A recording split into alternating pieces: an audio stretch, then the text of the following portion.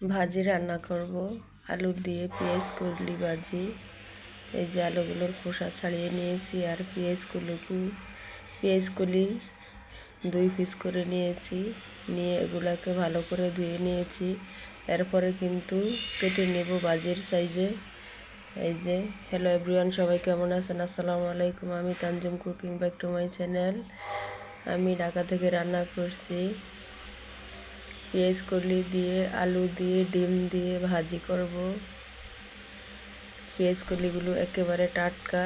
এই যে ফুলগুলো আমি নিয়ে নেব। ফুলগুলো একেবারে কচি, একেবারে সবুজ। এই যে ভাজির সাইজে কেটে নিয়েছি।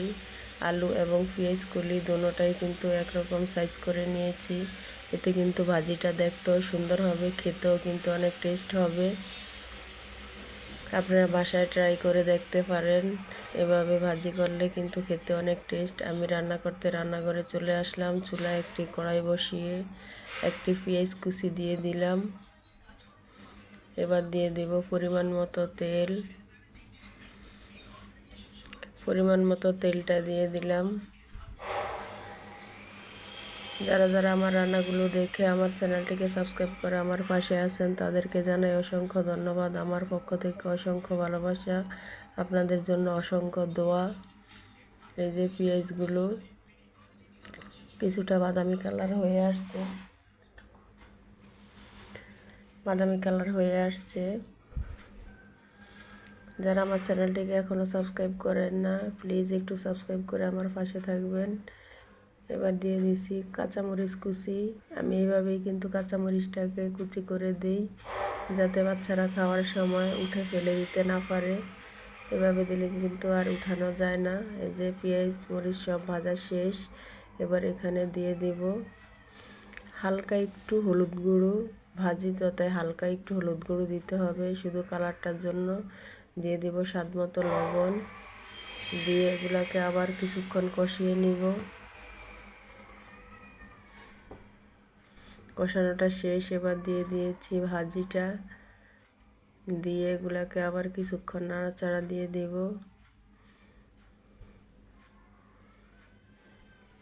এভাবে কিন্তু আপনারা বাসায় ট্রাই করে দেখতে পারেন। পেঁয়াজ কলি ভাজিটা কিন্তু খেতে অনেকটাই টেস্ট। ছোট বড় সকলেই কিন্তু খেতে পছন্দ করে। রুটি, পরোটা, ভাতের সাথেও খাওয়া যায়। খেতে কিন্তু অনেকটাই টেস্ট হয়। আমি সাথে একটি ডিমও দিয়ে দিব। এতে কিন্তু স্বাদটা আরও বেশি বেড়ে যাবে। আপনারা চাইলে ডিমটা নাও দিতে পারেন, না দিলেও সমস্যা নেই। ভাজিটা এভাবেও খেতে কিন্তু অনেক টেস্ট হয়। এবার কিছুক্ষণের জন্য একটি ঢাকনা দিয়ে দিলাম। আমি কিন্তু চুলাটাকে একেবারে লো হিট করে রেখেছি, যাতে ভাজিটা একেবারে সবুজ কালারটা থাকে, কালারটা যেন নষ্ট হয়ে না যায়। চুলাটাকে লো হিট করে ভাজি করলে কিন্তু ভাজির কালারটা কিন্তু অনেক সুন্দর থাকবে, আস্তে আস্তে সিদ্ধ হবে আর কালারটাও চলে যাবে না, কালারটাও ঠিকঠাক মতো থাকবে। তাই লো হিট করে দিয়ে রান্না করাটাই কিন্তু ভালো। হাই হিট করে দিলে কিন্তু অনেক দ্রুত সিদ্ধ হয়ে যেত, কালারও চেঞ্জ হয়ে যেত, খেতেও কিন্তু একটুও টেস্ট লাগতো না, একটুও মজা লাগতো না। তাই এইভাবে করে আমি রান্নাটা করে নিচ্ছি। আপনারা চাইলে হাই হিটও করে নিতে পারেন, এতে কোনো সমস্যা নেই।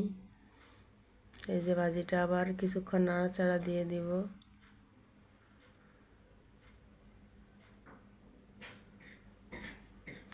যে কোনো শাকসবজির কালারটা ঠিক রেখে রান্নাটা করলে রান্নাটা কিন্তু খেতে অনেক মজা হয়, খেতে কিন্তু অনেক টেস্ট লাগে।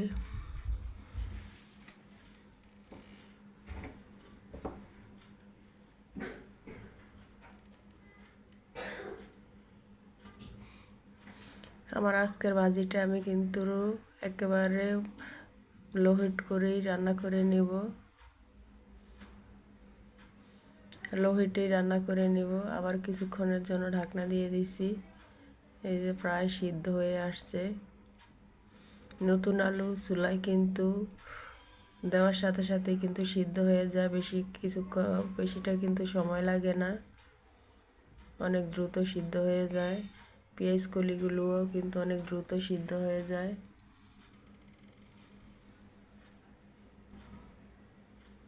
এবার ভাজিটাকে চারিদিকে ছড়িয়ে রেখে মাঝখানে যে তেলটা থাকে ওই তেলটার ভিতরে কিন্তু আমি একটি ডিম দিয়ে দিব।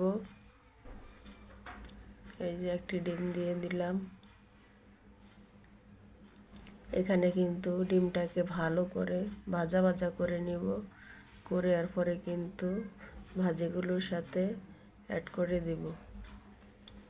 আস্তে আস্তে কিন্তু ডিমটাকে ভাজা ভাজা করলে ডিমটাও কালারটা ঠিক থাকবে। আর ডিমটা যে একটা গন্ধ থাকে গন্ধটাও চলে যাবে, খেতেও কিন্তু অনেকটাই টেস্ট হবে।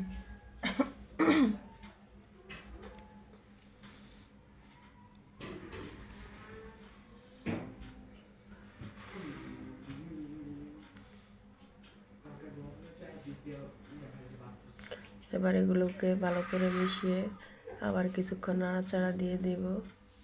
একটু ঠান্ডার সমস্যা, তাই ভয়েসটা দিতে যেন কেমন সমস্যা হচ্ছে গলায়।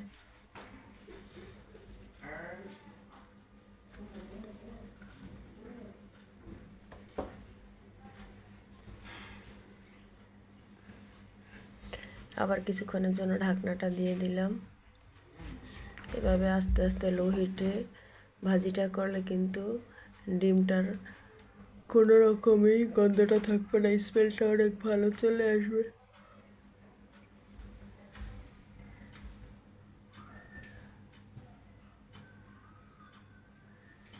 আবার কিছুক্ষণের জন্য নাড়াচাড়া দিয়ে দিচ্ছি। এই যে আলুটা একেবারে সম্পূর্ণ সিদ্ধ হয়ে গেছে পারফেক্টভাবে।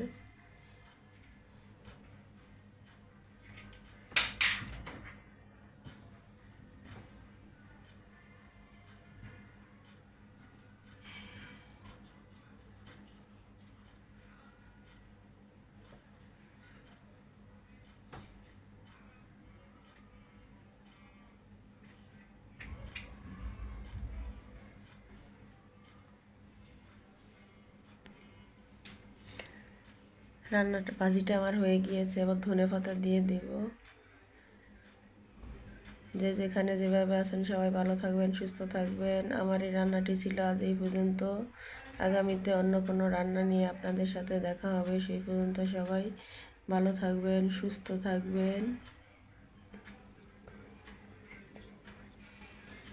আমার চ্যানেলটিকে লাইক সাবস্ক্রাইব করে দিবেন। আল্লাহ হাফেজ।